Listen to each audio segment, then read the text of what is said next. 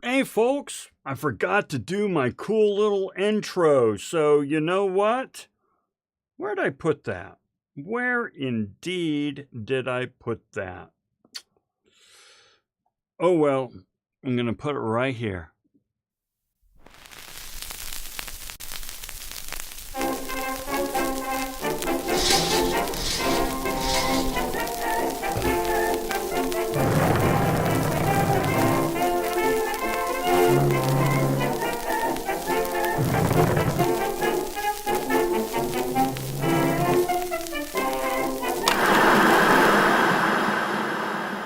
I know we didn't really need it. It's silly, but you know what? I like it. I made it. I'm going to use it.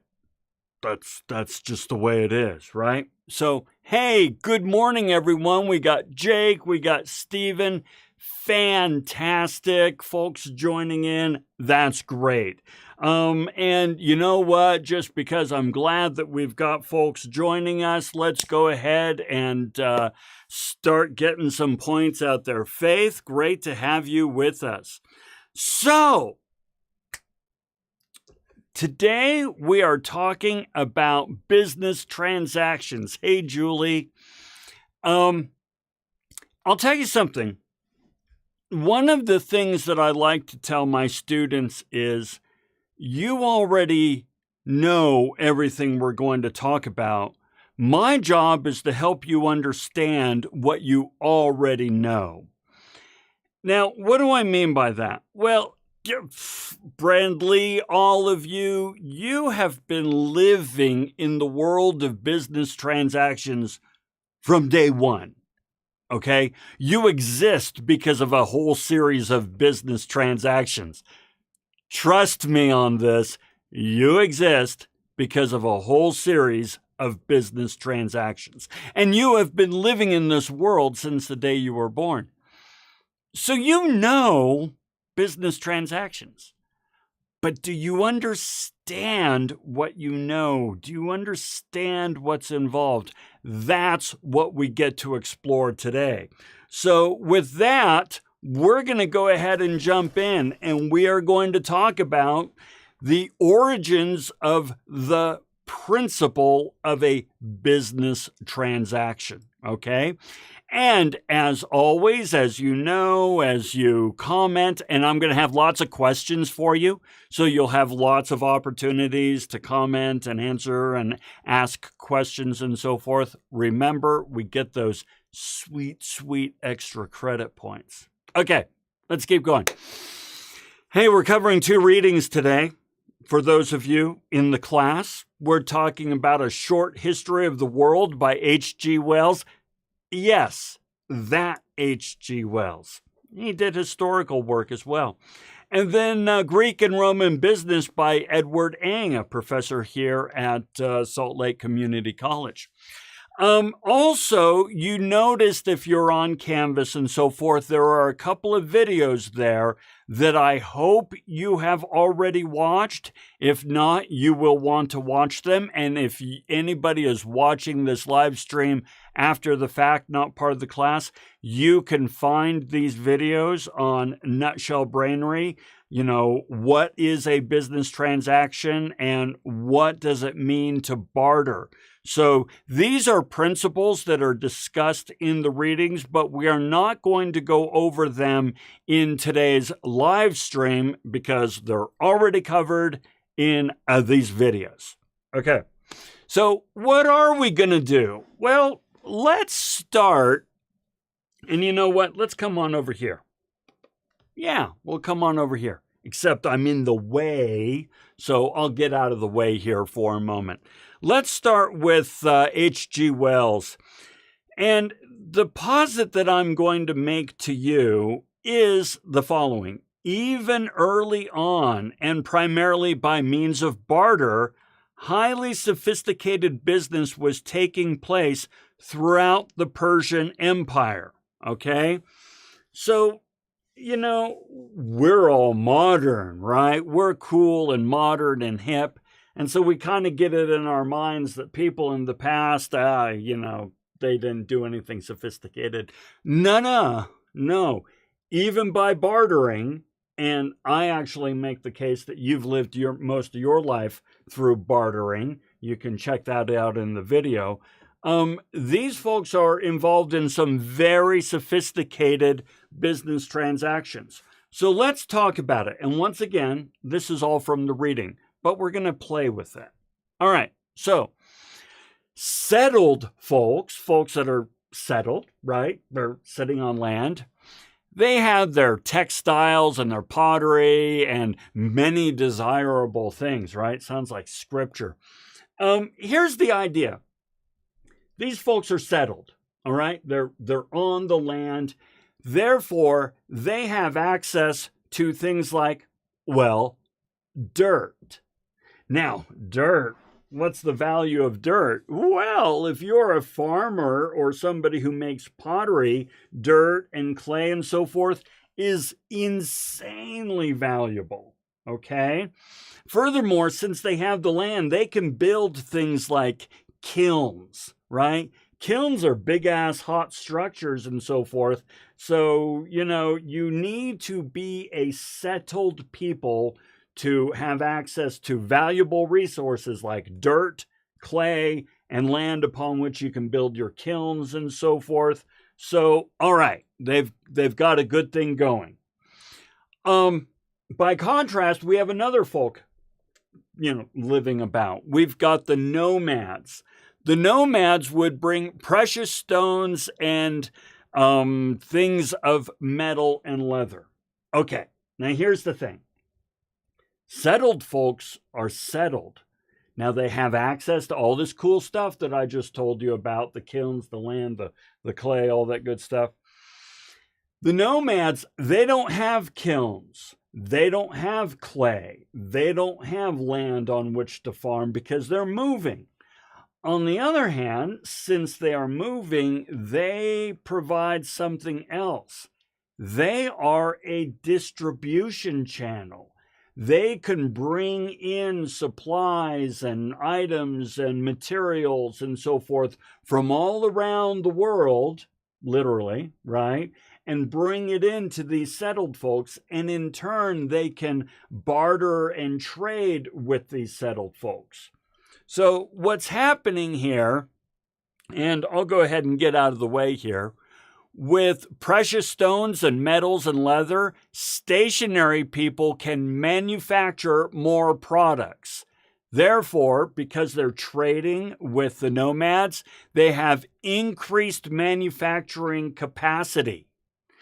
And the nomads, well, they can get garments and bags and clay vases. Nomads can therefore carry and trade more goods and go further. Therefore, the value proposition to trading with the settled people is increased inventory and access to new markets. Okay? So think about it. If you're a nomad, you can only go so far because you can only carry so much water and so much grain and so on and so forth. And furthermore, you can only carry so many goods to trade. But now, if you can get clothing that will protect you in colder climates, or if you can get bags and pottery that are more durable, that can last longer and allow you to carry more things, then you have increased your trading capacity and you can enter new markets because of all this cool stuff you traded with the stationary people, right? The Sumerians. So you kind of see that both parties bring additional value to the other that, interestingly, to the single party isn't really all that valuable. Okay, what do I mean? Check this out, okay? So let's say that you are a Sumerian and you make clay pottery. Great. How many pots do you need? Once you reach 1,000 pots for your own community, that's about it. But now you've got this kiln and you have this clay, but making more pots would be pointless because there's no value to these pots. On the other hand, to the nomads, these pots and so forth, they are really valuable. So the nice thing about transacting is that something that is of minimal value to you suddenly becomes high value to somebody else. And so the mere act of transacting creates additional value, right? I think that's kind of a cool thing. The idea is that value is not intrinsic to the item. Value is based on what you can do with it. And a nomad can do more with a pot than a Sumerian can because Sumerians have plenty of pots, right? So that's what's happening here. All right, let's get back to now. Real quick, Maximus asks, let's see, and so we got a light bulb there. Would village represent a saturated market? Oh my gosh! Not only is it a great question, and not only did he ask a question, it's a really good question. So you're getting yourself 2 light bulbs for the group. Yes, a saturated market is a great example of what we've got here. Something that at one time had a lot of value, all these pots, the market is now saturated. Therefore, the pots now have not that much value, right? I'm laughing at myself because I have this thing where if I have a whole bunch of scrap wood, I'm looking at the scrap wood and going, what am I going to do with this? This has no value to me. In fact, the space that it is taking in my garage is of more value than the wood itself. Therefore, I throw away the scrap wood because now I have this space which is of greater value to me. But then come Halloween and I want to start making things for our home haunt and so forth, and I'm really realizing, oh my gosh, now that scrap wood would have had value, and I have to go to the store to buy some, right? Yeah, great question, Maximus. And yes, you're dead on right. Okay, so let's come on back over here. So, we know that life for prosperous and influential people in such cities as Babylon and Egypt, Thebes, was already almost as refined and luxurious as that and comfortable that of prosperous people today.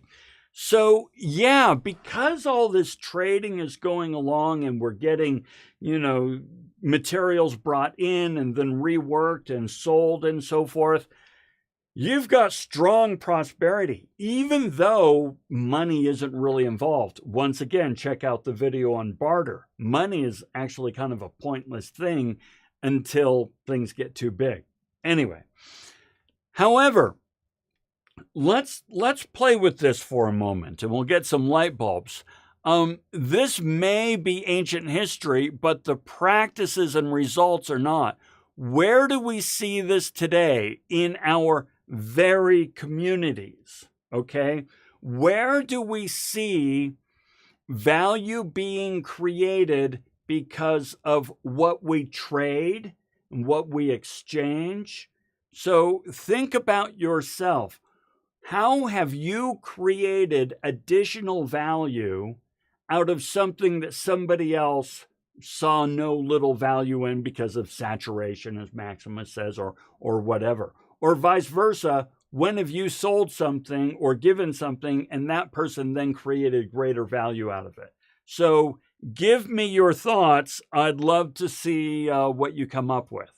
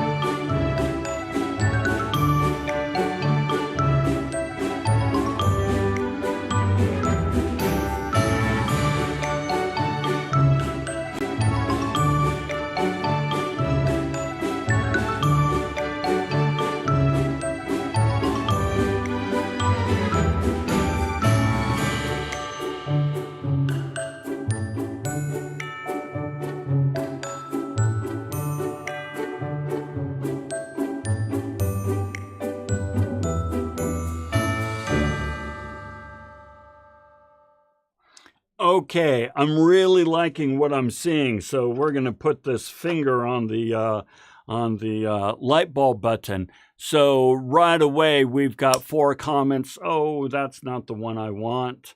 So I'm going to come on over here, and we're going to go ahead and hit 5 now. And you know what? Yeah, that totally brings us to our first... Good. Actually, we're going to get to the second one here really soon. Okay, let's play with some of these. So, Maximus gave a friend an old computer mouse. Yeah, computer mouse is a great example because they're a dime a dozen, literally. And like, if you're not using it, it provides 0 value to you, and it only takes up space in your drawer, and you have limited space. But you give it to a friend and it's like all of a sudden it is now adding value to that friend because they are producing stuff with it, right? I love it. And then Julie gave a dresser to a neighbor. She flipped it. That's really cool, right? It's like you could have done that, but your time and effort, the energy you have, could have been applied somewhere else to greater effect. Therefore, give the dresser away to somebody else who can do all that. Now, they got value out of it because they got a free dresser that with some elbow grease, they could sell it. On the other hand, you got value because now you have a stronger relationship with that person that you gave it to because you did them a solid and they're always going to remember that. And furthermore, you got value because it's now no longer taking up room in your room and you've gotten rid of it. Yeah. I give away a lot of stuff, not just because I'm a generous guy, but because space is more valuable to me than the object or how much I could get for it. Faith, when you sell a car to someone, yeah, and they fix it up, absolutely. Maximus, friend gave me a Magic the Gathering deck he wasn't using. There, great example. Hey, Brandalise says thrift clothes. Yes, right, absolutely. Bridger, I had a pair of headphones for my PC I wasn't using anymore because I'd gotten a new one. My friend broke his. Great example, right? So give them to him. Jake, one of my old iPhones. My buddy, only the thing wasn't working exactly. Put it in and now it's as good as new. That is really good. So you guys are really getting the idea. The value is not intrinsic to the object. It's not part of the object. The value is what can you do with the object. And if you're not doing anything with it, it is valueless. If somebody else can do something with it, it is valuable. And so that's what we're seeing here. Very nice. Okay, let's come back over here. I guess we're going to go here. There we go. However, of course there's a however, right? Because we're not living in a utopia. Well, neither were they. Let's look at some howevers, right? After the Roman annexation of Sicily and other process arose, Sicily was treated as a conquered prey. It was declared an estate of the Roman people. Its rich soil and industrious population was exploited to make Rome rich. The patrons and patrons and the more influential among the plebeians secured the major share of that wealth. Okay, what?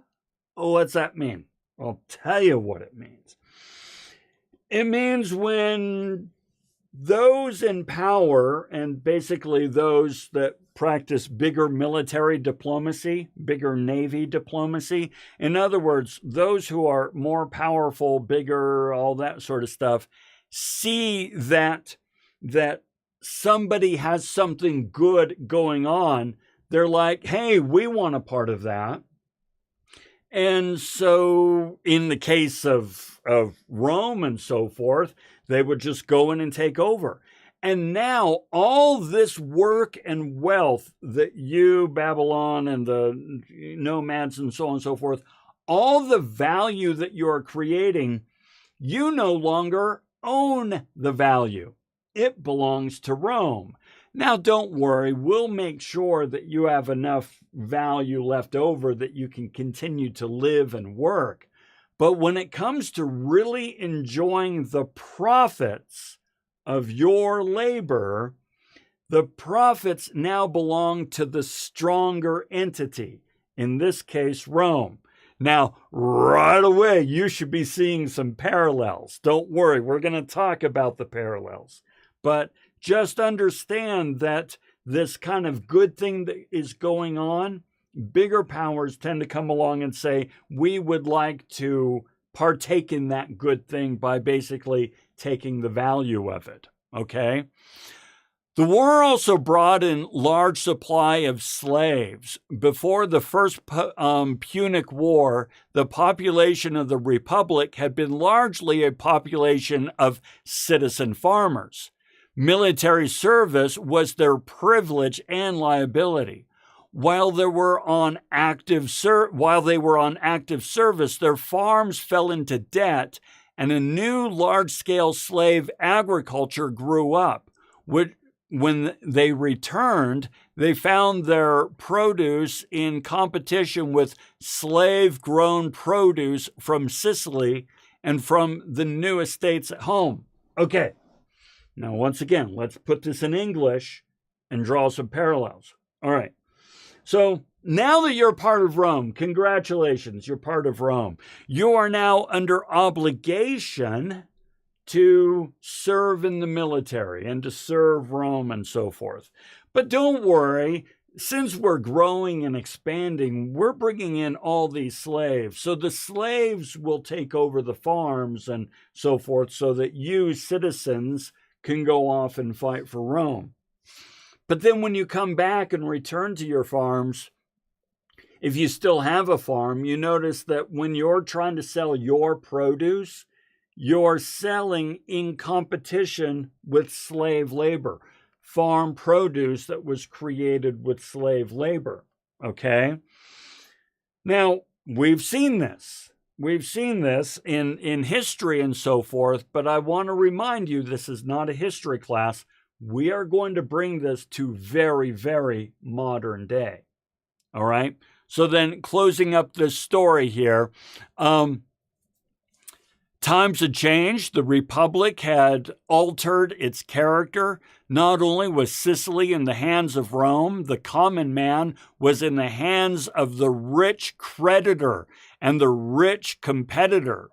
The common citizen of the Roman Empire was therefore in very poor case. He was impoverished. He often lost his farm. He was ousted from profitable production by slaves, and he had no political power left to him to remedy these things. Okay?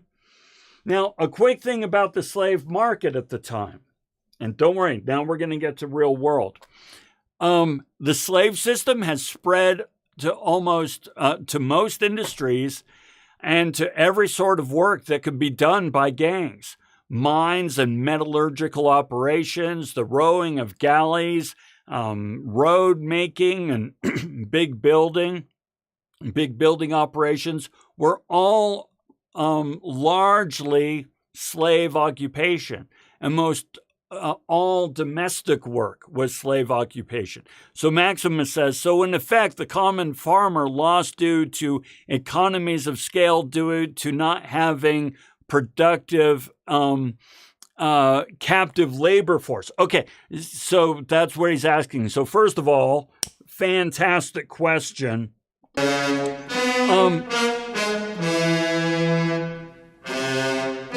like that one, so I want to let it go. So here's what's happening.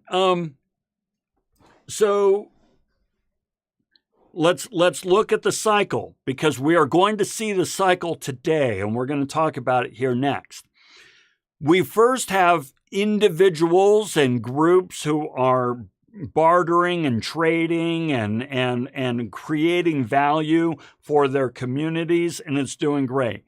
But then a larger force comes in and basically says, we're going to take over. You can still do what you're doing, but the profits are going to flow primarily to us. But don't worry, you'll still be able to earn a living and so forth. And, oh yeah, we're also bringing in this new labor force, which is going to increase our capacity. So economies of scale, yes, Maximus, but now you are competing with a much lower paid workforce. And so we need to kind of figure out how that's going to work. Now, this is where we're going to start playing with these ideas, okay? As it says here, there were all kinds of people working. There were poor freemen, so people who are free. They're not slaves, but they're poor. And there were freed men in the cities upon the countryside. So folks who were, working in the country and so on and so forth, working for themselves or even working for wages. These were artisans, supervisors, and so forth, workers of a new money-paid class working in competition with slave labor. Here's the question, and you really care about this question. We just talked about a whole bunch of history, but this is not... I'm going to show you, okay? All right, where's my button? This is not a history class, okay? So, we're coming back here. This is not a history class, so we don't so much care about the history of all this as we care about what does it mean for us. So, if you are an independent laborer, in other words, you're just you, working for wages in competition with slave labor, how do you compete? Okay? Now, I really want you to think about this question. This is a wax on, wax off moment because we're going to see how relevant this really is. So, if you're you and you are working, but you're working in competition with slave labor, how are you going to compete with somebody whose pay rate is 0? All right? So let's play with that idea.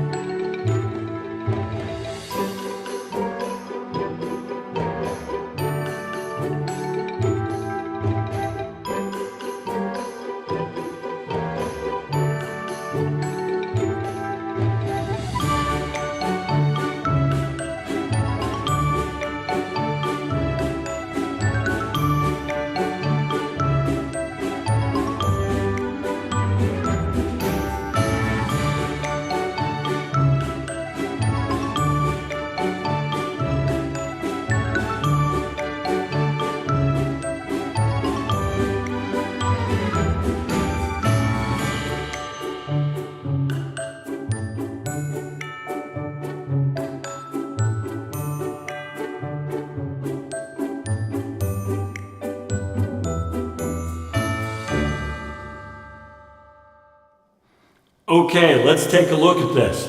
So we're going to get some points here. Right away, Maximus makes a couple of good points.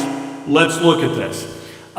He asserts that for direct competition without automation, it'd be near impossible, right? The only way to compete in an era would be, well, he then gives on the example. Let's look at his example because it's dead on right. For the modern era, it's like farmers having to spend money on the newest farm equipment. A farmer still using a hoe can't compete with someone using a John Deere tractor. Okay, this is the first principle that I invite you to embrace.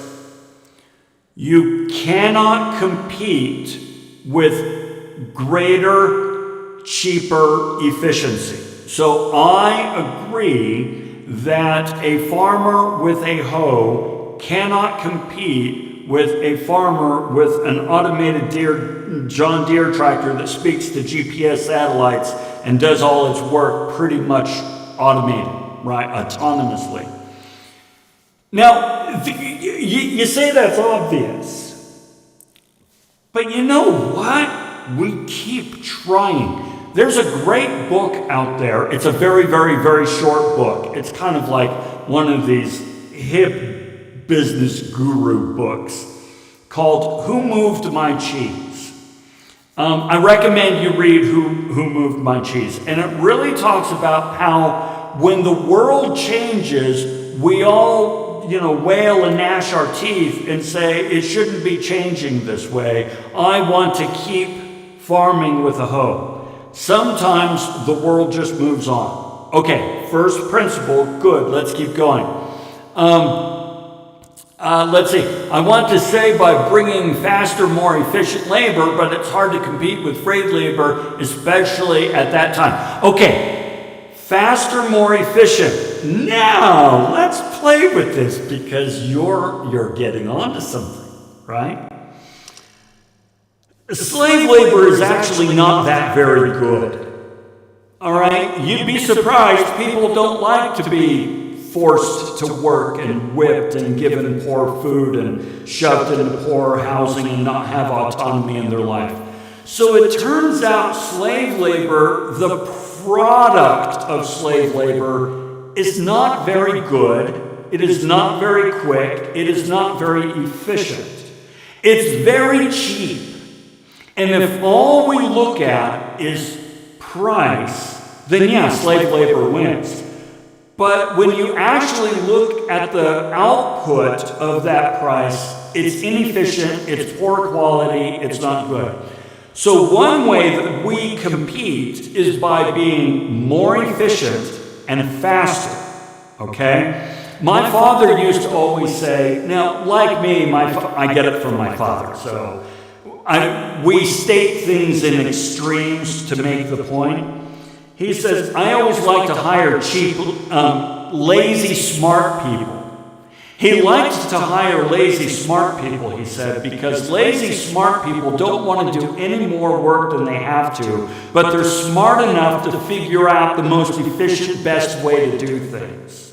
So we want to be lazy and smart. I freaking mean this.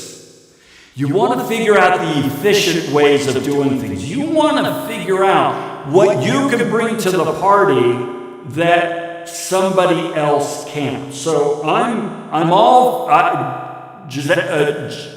Giuseppe, I'm all with you, okay? Let's continue on. Bridger, it would be very hard to compete on labor and hands-on tasks. A way to gain a leg up would be if you had something to offer the employer that they would be willing to pay for it, like experience.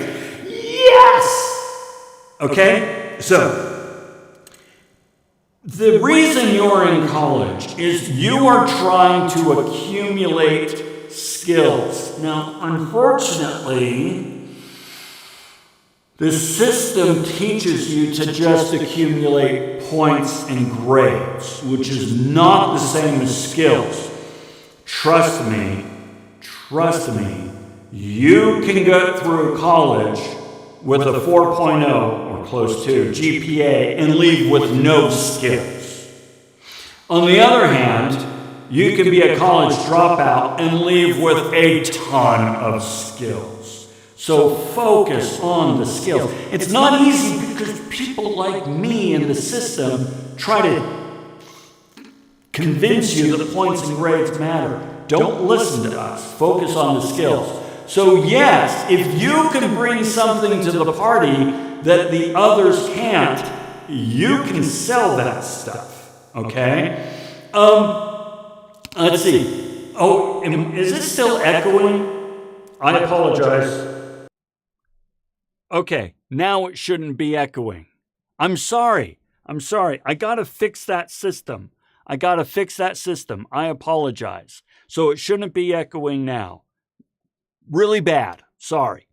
Okay. So yeah, you gotta bring something to the party that people are willing to pay for. All right. This is really good. We're going to go ahead and throw in a couple of points just because of all that nonsense. Okay. So, you can totally compete. Now, I want to continue on with this discussion. All right. So we're going to ask another question. All right. Being in no way cavalier regarding the atrocity which is slavery, which still goes on today, is it conceivable that something that works for free can one day replace you? Now, you mentioned the John Deere tractor and so forth. Let me show you something for reals. Okay. Yeah, let's go ahead and come on over here. AI. Okay. Now, I know, yeah, okay, Maximus, you were right on it, right? You were absolutely right on it. So, absolutely.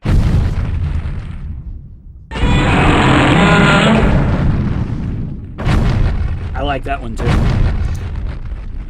AI is freaking real. Okay, now, yes, there are some people out there who say it is going to create a new utopia and the future is so bright we have to wear shades. And there are other people that say that it will cause the extinction of all mankind in the next 50 years.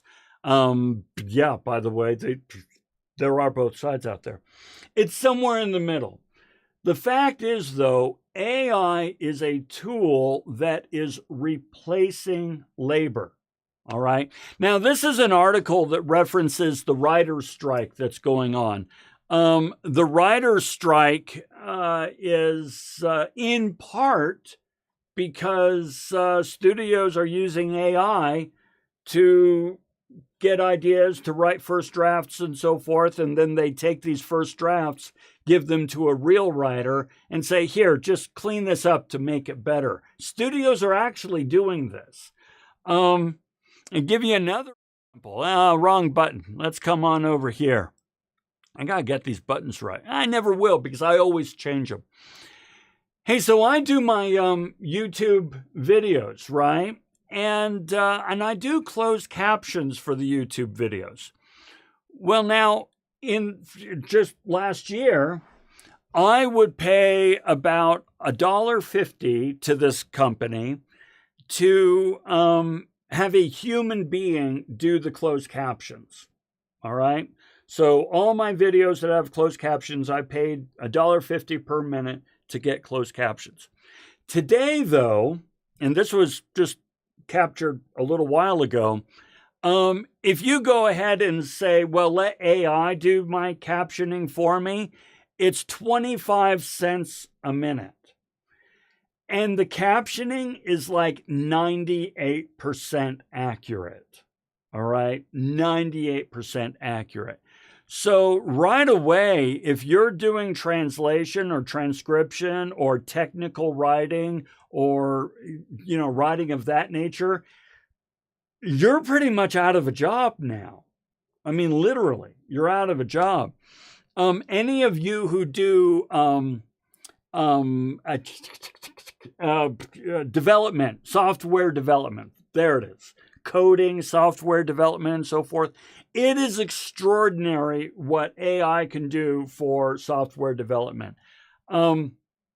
Today, what AI is doing, and I not only do I believe this and have I seen this, but I've also heard it from experts.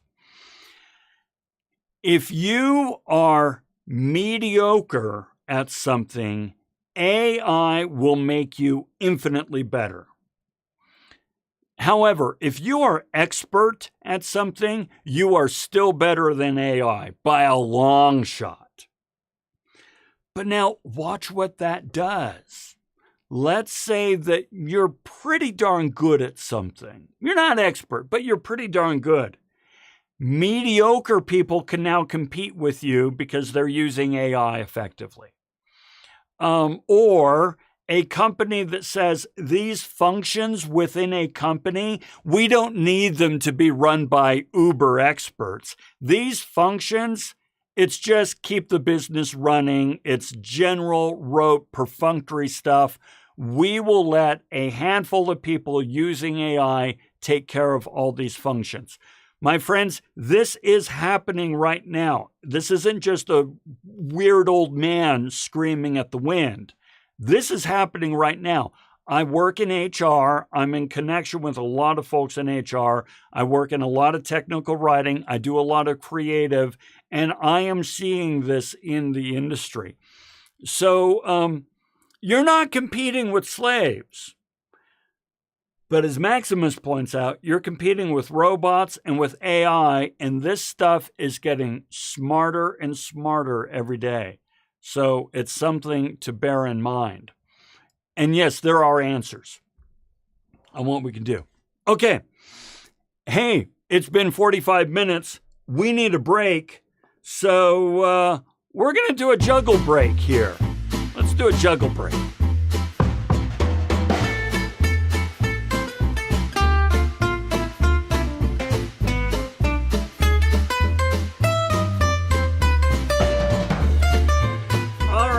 Using this as a chance to get up and move a little bit, because that's one of the things about these live stream classes is they're fairly convenient, right? You get some real-time interaction. On the other hand, boy, you can only stare at a monitor for so long, right? So let's take a moment, get up and move. As we get up and move, I'm going to juggle a little bit. So back when I was in high school and so forth, I juggled constantly. All those pictures that you saw popping up there, those were pictures that I took when I lived in Europe. And one of the things that I did in Europe is a friend of mine and I, he was a juggler as well, we hitchhiked. We were 16 years old. 16 years old, and we hitchhiked all around Europe. And for money, we juggled. We went out to parks, and it's basically panhandling, which we're going to talk about in a future class, the ethics of it and so forth. And so we would go from park to park in the corner, and we would panhandle and juggle and play with kids and so forth and do some little quick lessons. And it was fun. We weren't all that great, and so we starved a lot. But, there are worse ways to spend your life, your summer as a 16-year-old than by hitchhiking around Europe and basically being irresponsible for a while, okay? So, good little break. I like the breaks. All right. Now, coming back, we've got a few more minutes, so we're going to go over a couple more things real quick. Let's talk wealth. So now, we just talked about transactions and how transactions create value, but where value is created, people then try to take that value and so on and so forth. But the point is, a transaction creates value. And value, as we noticed, is in the eye of the beholder and what they can do with it.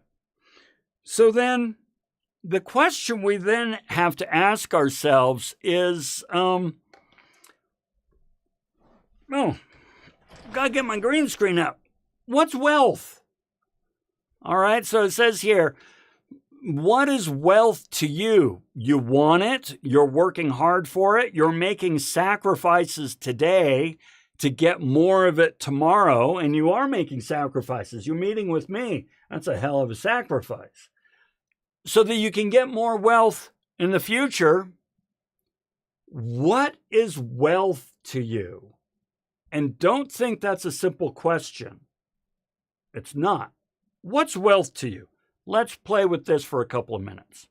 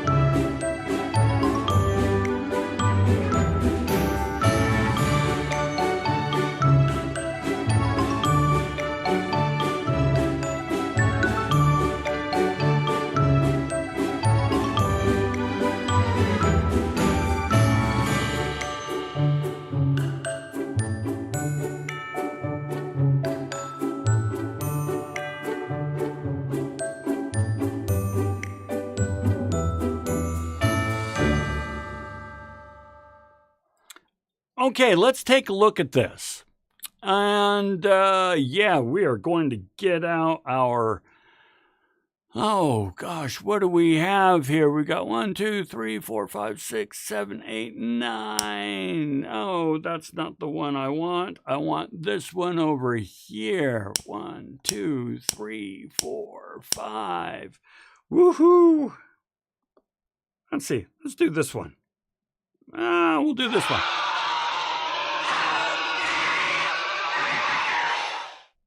6, 7, 8, 9. Okay. So let's take a look at this and we'll add some more. So I noticed most of by the way,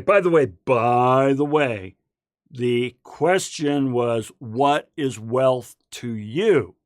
Which means there is no such thing as a wrong answer. They are all correct. Okay. With that said, I noticed most of them are financial.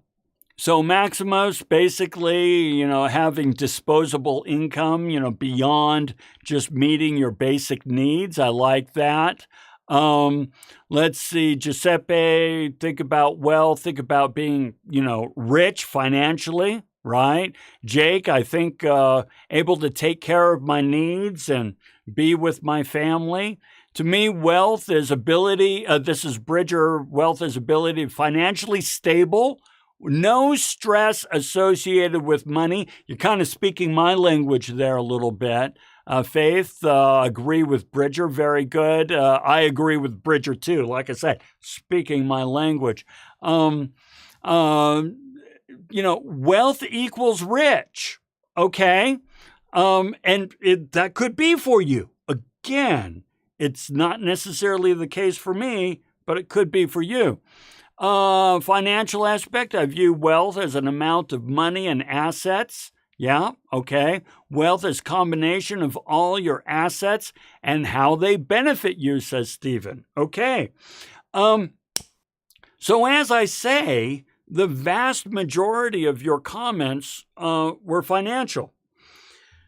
So, tell you something. It's not hard to get more money. Work 2 jobs. You could go ahead and work 2 jobs, work overtime.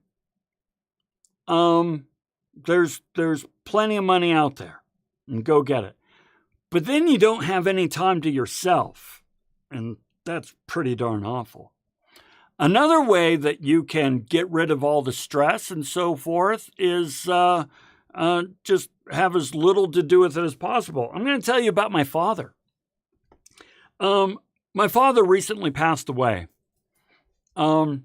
He passed away in a way that for him was the most kick-ass way you could go.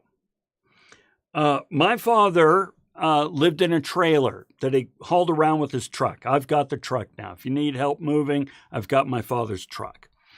And he lived in a trailer that he hauled from campground to campground, and he worked as a campground host. All right? He's in his late 70s, and he would then live his life taking hikes, doing wildlife photography. When he passed away and I got his pictures, he had over 38,000 pictures of wildlife. And he passed away while hiking the Colorado Trail. So passed away on the trail. When he passed away, he had a total net worth, and I'm not making this up, of about $12,000 plus his truck. All right? So he had no financial means. But to him, he was the richest man out there. He just lived his life taking hikes and taking pictures and visiting friends and so on and so forth. But now to somebody else, that sounds like a miserable existence. Okay? To me, now I want to be really, really clear. All your answers are right, even though I'm about to bring up some other ideas. To me, wealth is when I don't have to worry about money. Now, you can stop worrying about money in a couple ways. One is you can earn more money, or you can lower your expenses. Wealth to me is also having free time to do whatever I want. Now, oftentimes we have to make trades. So when I worked for Intel Corporation, I made substantially more money than I do now as a community college professor. On the other hand, when I worked for Intel, 65-hour weeks were normal. I'm not making this up. 60 to 65-hour weeks were normal working with Intel. Therefore, I had more money, but less free time. Working for Salt Lake Community College, I have all kinds of time to use in starting businesses, helping students do this, that, and the other, doing my hobbies downstairs, and all that sort of stuff.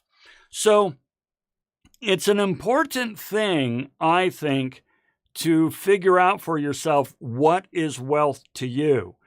And I'm going to submit to you that your definition of wealth will change over time. It did for me. So let's continue on with this. So getting back to why this matters for the reading and so forth. One of the things the reading points out is the ancients appreciated wealth as much as any modern society. Examine the history of Greece, and it's easy to get a feel for their fascination with wealth. However, it was not private wealth. The Greeks were more interested in public wealth than private. Okay? So in this context, public means shared by society, whereas private wealth is what you and I have, right? So let me give you an example. So in our society, because in the United States, I should say, Western society is founded more or less on Greek democracy ideas and so forth. We have libraries, museums, endowments for the arts, national parks. Your K through 12 education was more or less free. Your education for Salt Lake Community College is 60% subsidized, which is why your tuition is relatively low compared to other institutions. Parades, celebration, National Archives, very, very cheap, inexpensive water, power, transportation, infrastructures, and so forth. You right now, you're watching this on a computer using power and internet connectivity, and these are things that are affordable. I'm not saying cheap. I'm saying they're affordable, such that you can live a pretty darn wonderful lifestyle because of investments made in the public sector, right? Stephen says wealth is we got all that combination of all your assets and how they benefit. But also these, there we go. These are assets for us as well. Okay. We are not going to worry about Gibbon and the Fall of Rome. I'll tell you what I want to do instead is explore a couple of these things. There's a couple of things you could do for Gibbon and the Fall of Rome. And by the way, let's just go ahead and do this because you guys have been awesome. There we go. And bam.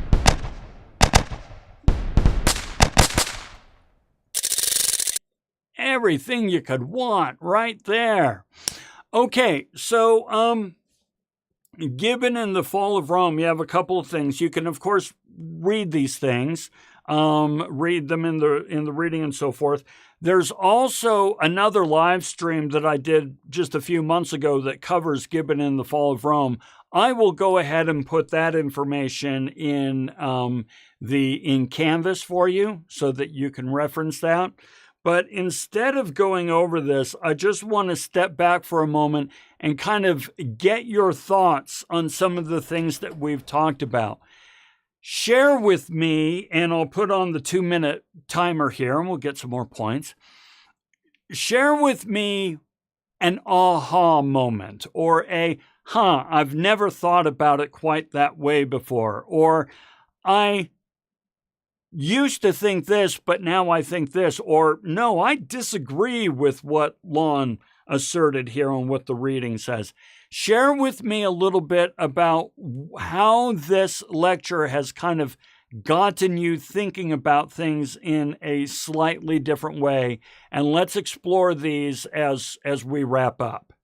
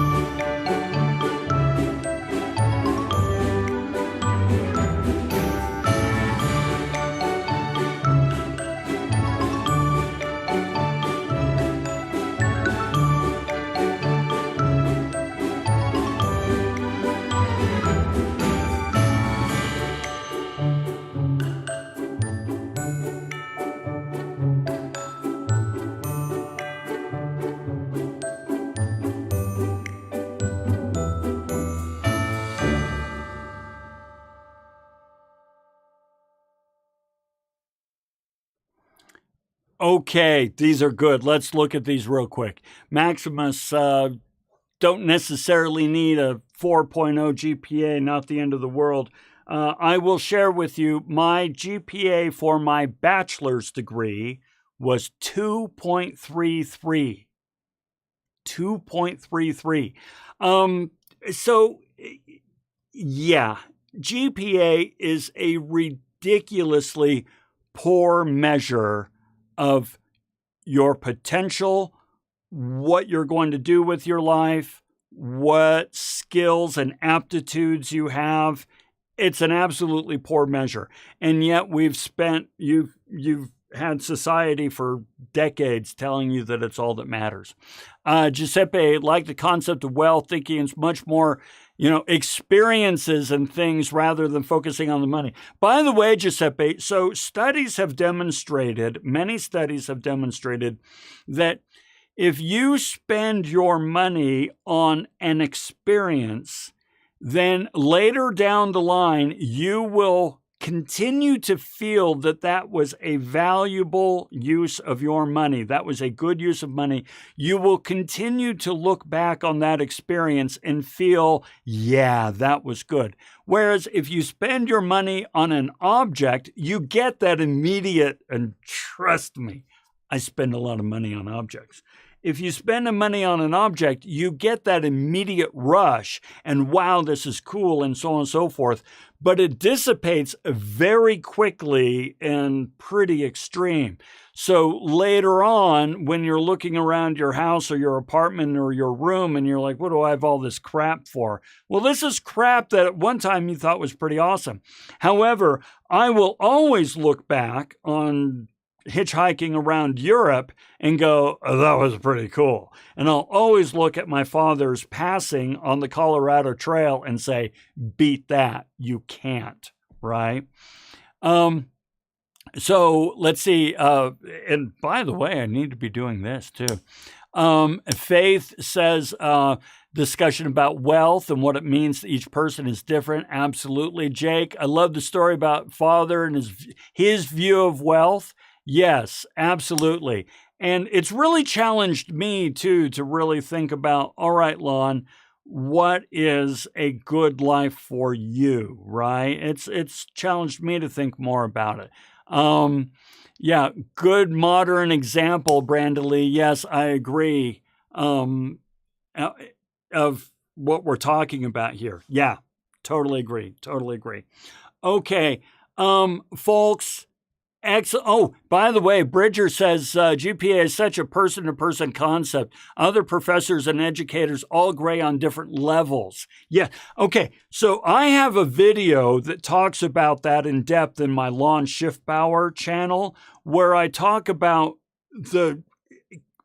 oh my gosh, grading is such a black box. Right? And even when we think about grading in specific detail, we cannot come with a consensus, even in our own heads, about what the purpose of grading is. So, yeah, totally agree, Bridger. Folks, absolutely marvelous job today. You did great. I really appreciate the interaction. I'm, gosh, let's come over here. I don't have a button for this one. I'm just sitting in this studio by myself talking to a camera. Now you're over there now. I've gotten pretty used to talking to a camera, but you know what? It's nice to feel like there's people here with me and engaging in the material. So I really appreciate the comments.